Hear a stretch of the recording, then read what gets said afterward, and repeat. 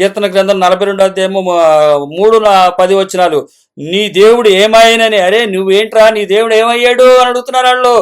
ఏమయ్యాను, వారు నిత్యము నాతో అనుచుండగా నా రాత్రి బావుడు నా కన్నీళ్లు నాకు అన్నపానములయ్యాయంట. ఇక అన్నం తింటలేదు, భోజనం చేయట్లా, మంచిళ్ళు తాగట్లా, ఆ కన్నీళ్లే దారులుగా వస్తున్నాయంట. ఎవరికి ఇది? వాక్యం ఎరగలేని స్థితిలో ఉన్నప్పుడు. కానీ నీ కృపా సత్యములను బట్టి, అది ఫ్లాష్ బ్యాక్లో మనకు జరిగింది. కానీ సత్యము తెలిసిన తర్వాత, నీ కృపా సత్యం అంటే ఏంటో నాకు తెలిసింది కదా, ఇప్పుడు నేను ఆనందిస్తున్నానయ్యా. వాళ్ళు ఎప్పటికన్నా సరే మౌన స్థితిలో దిగిపోతారు. ఇప్పుడు అవి మాట్లాడుతున్నాయే కానీ, వాటిని చూసి మీరు మాట్లాడుతున్నారే కానీ, వేటినైతే మేము చూసి మాట్లాడలేకపోయామో, వేటిని చూసి మేము పిచ్చోళ్ళలాగా ఆకాశం వైపు చూసుకుని అయ్యో అక్కడ ఉన్నాయి, ఇగో ఇక్కడ ఉన్నాయని చెప్తుంటే నవ్వారో, అవన్నీ ఉండటం చూసిన తర్వాత మేము స్తుతిస్తామయ్యా. వారు అప్పుడు మౌన స్థితిలోకి వెళ్ళిపోతారయ్యా. ఎందుకంటే సైలెంట్. ఇసుకలో కట్టిన ఇల్లు ఏమవుతుంది? వరదలు వచ్చి కొట్టుకుపోయినాక అక్కడ ఏముండదు, ఖాళీ ప్లేస్ కనబడుతుంది. ఏమవుతుంది? సైలెంట్, నిశ్శబ్దం ఏర్పడుతుంది, మౌన స్థితి. మృతులు, చనిపోయిన వారు, మౌన స్థితిలో దిగిపోయిన వారు ఇంకా దేవుని స్తుతించలేరు. ఇంకా ఏం స్థుతులు వస్తాయి?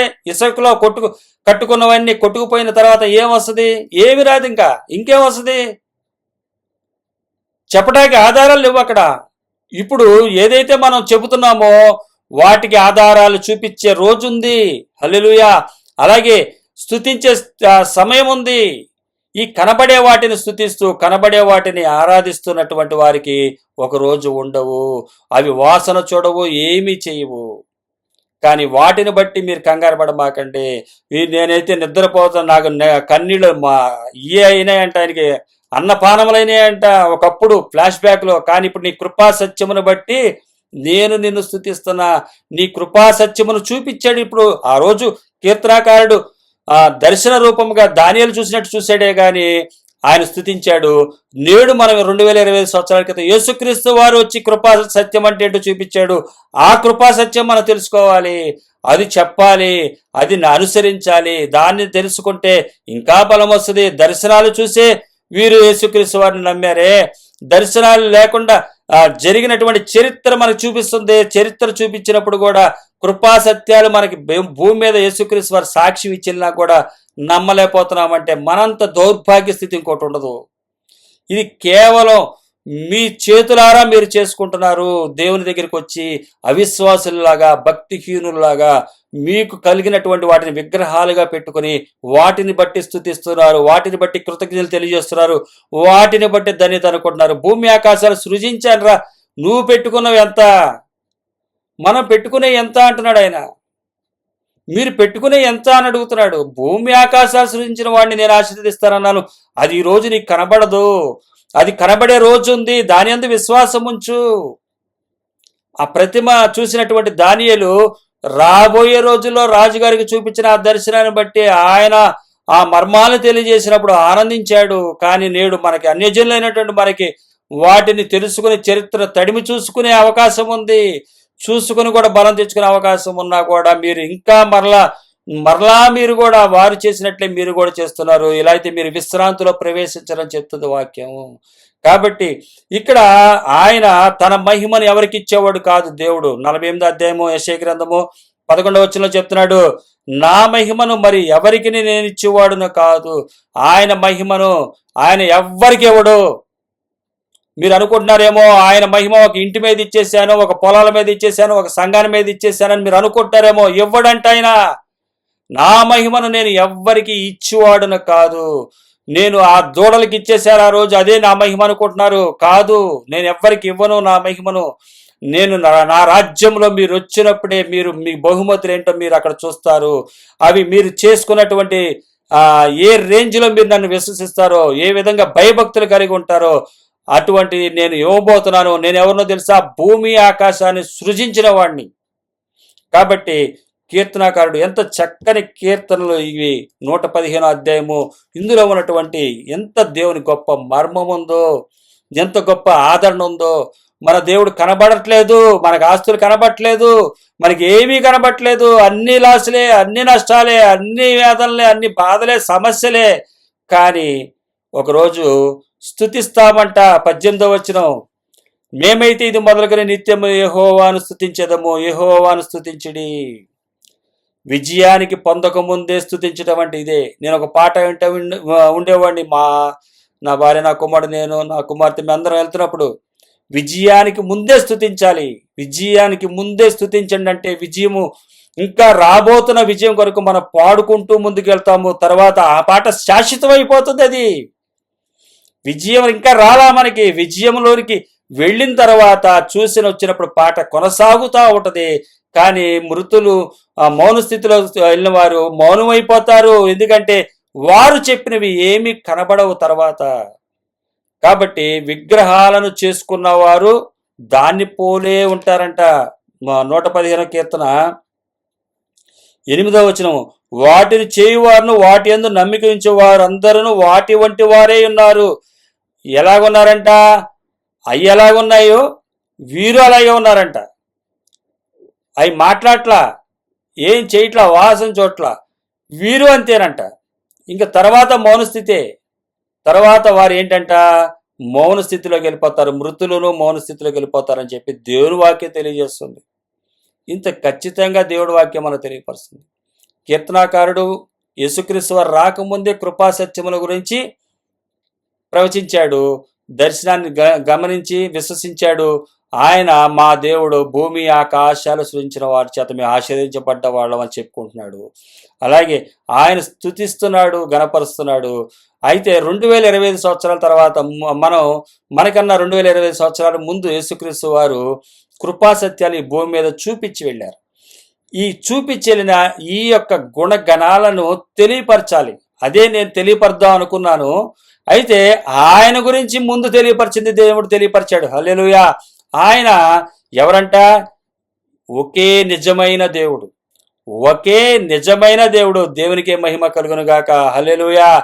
ఆ ఒక్క దేవుడు, ఆయన గుణగణాలు, కృపా సత్యములు ఏమిటో తర్వాత మాట్లాడదా. నేను ముందు ఇది మాట్లాడినాను అన్నట్లుగా ముందు తీసుకొచ్చాడు. ముందు మన దేవుని యొక్క గొప్పతనం మనం తెలుసుకున్నట్లయితే, భూమి ఆకాశాలు సృజించినటువంటి దేవుడు, మన దేవుడు ఎంత గొప్పవాడో మనం తెలిసినట్లయితే, ఆయన కృపా సత్యాలు ఏ రేంజ్లో ఉన్నాయో మనం చూసుకునే ఘనత వచ్చింది. ఈ కీర్తనాకారుడికి క్రొత్త నిబంధన లేదు, కానీ దేవుని దర్శించాడు. దర్శనం ద్వారా ఆయన గుర్తుపట్టాడు. దానియేలు ఏదైతే ప్రతిమని విషయాల్లో రాజుకి ఇచ్చిన కళని, ఆ దర్శనాన్ని ఆయన వివరించాడో, అలాగే ఈ కీర్తనాకారుడికి కూడా ఈ దర్శనాన్ని వివరించాడు. ఆయన ఈ దర్శనం వివరించినప్పుడు ఆయన స్తుతిస్తున్నాడు. నీ కృపా సత్యమును బట్టి నీ నామమునకే మహిమ కలుగును గాక, నీ కృపా సత్యాన్ని బట్టి నీ నామ మహిమ కలుగును గాక అని చెప్పి ముందుగానే స్తుతించాడు.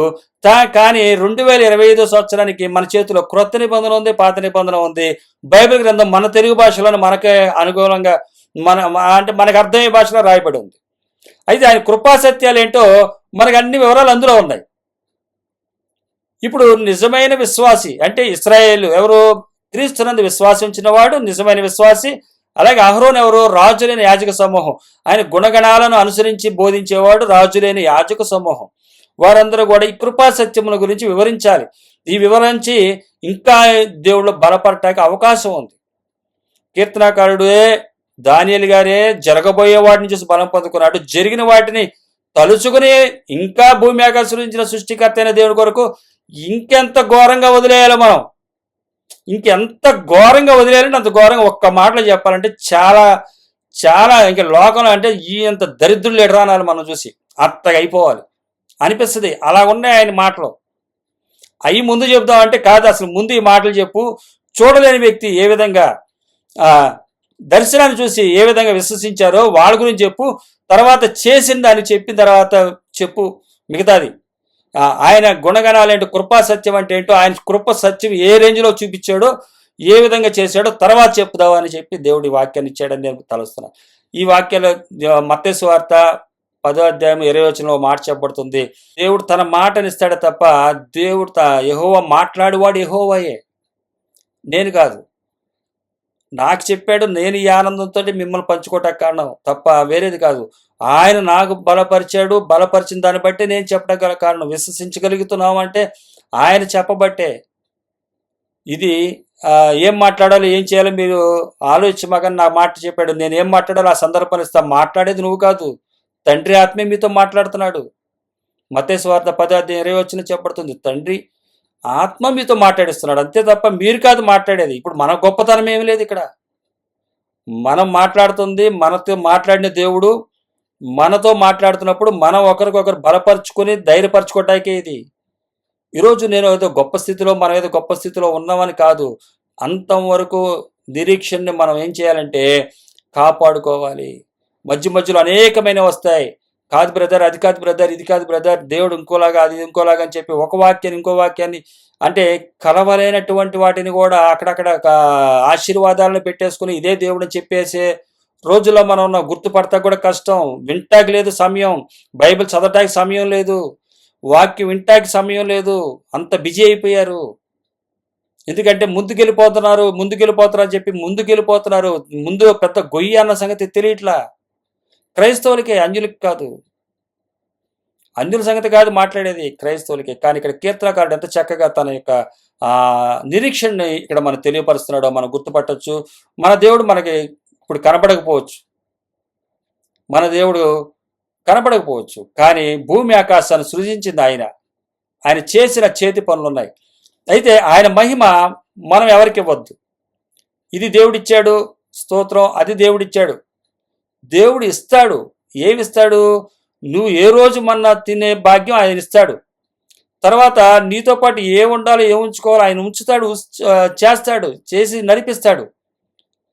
అయితే మొదట ఆయన రాజ్యాన్ని నీతిని వెతికినప్పుడు అవన్నీ మనకు వస్తాయి. నా మాటలు మీరు నా యందు, నా మాటలు మీ యందు నిలిచి ఉన్నాడు, అలా మీకు ఏం కావాలో అడగమన్నాడు. అంటే మనం ఏమడుగుతాం తెలుసా? పెద్ద పెద్ద బిల్డింగ్లు అడగం, పొలాలు అడగం. ఏమడుగుతాం తెలుసా? అయ్యా మా అనుదిన నేడు మాకు దయచేయమన్నాడు. మా అనుదిన నేడు దయచేయమని అడుగుతాం తప్ప ఇంకోటి అడగం. అది పెద్ద విషయం కాదుగా ఆయనకి. మన్నా 40 సంవత్సరాలు ఇచ్చాడంట, ఒక్కరోజు కాదు, ఒక 10 సంవత్సరాలు కాదు, 40 సంవత్సరాలు ఆకాశం నుంచి మన్నా వచ్చిందంటే చూడండి. ఎంత తిరుగుబాటు చేసినా ఏమి చేసినా అలాగే మన్నా అందింది. 40 సంవత్సరాల వరకు మన్నా ఇచ్చాడంట. మన 70 సంవత్సరాల వరకు మనకెది కూడా మన్నా. అలాగని చెప్పి ఏ పని చేయకుండా ఇంట్లో కూర్చుందామా? కాదు. పౌలు గారి వలె ఈ దేవునామానికి అవమానం తెచ్చుకోకుండా మన కడుపు నింపుకోవటానికి, కుదిరితే మన పక్కన వారి కడుపు కూడా నింపటానికి అంతవరకన్నా సంపాదించుకోవటం మంచిదే. స్థిరాస్తులను సంపాదించుకోవటానికి ప్రయత్నం చేయకండి. ఆ విధమైనటువంటి ప్రయత్నాలు కలగండి. మీరు తినగా మిగిలిన దాంట్లో ఇచ్చే అంత సంపాదించుకున్నా పర్వాలేదు అన్నట్టుగా పౌలు గారి చరిత్ర మనం చూడవచ్చు. ఇయే వివరాలు, కృపాసత్యం ఏం చెప్తుందో అన్ని వివరాలు ఉన్నాయి. ఇవన్నీ కూడా మనకి దేవుడు తన కనికరం చొప్పున తెలియపరిచాడు. దేవుడికి తన సర్వగంధ మహిమ చెందును గాక. ఈ 115వ కీర్తన ఇచ్చినప్పుడు చాలా నాకు చదివినప్పుడు ఒక్కొక్క వచ్చిన వివరించినప్పుడు దేవుని యొక్క గొప్పతనాన్ని నేను గ్రహించగలిగి ఉన్నాను. ఈరోజు మీరు కూడా ఇది గ్రహించగలిగి ఉన్నారని నేను విశ్వసిస్తున్నాను. అట్టి కృప దేవుడు మనకు అనుగ్రహించినందుకు ఆయనకి సర్వగంధ మహిమ చెందును గాక. యేసయ్య మనకే మహిమ కలుగును గాక. ఆమేన్.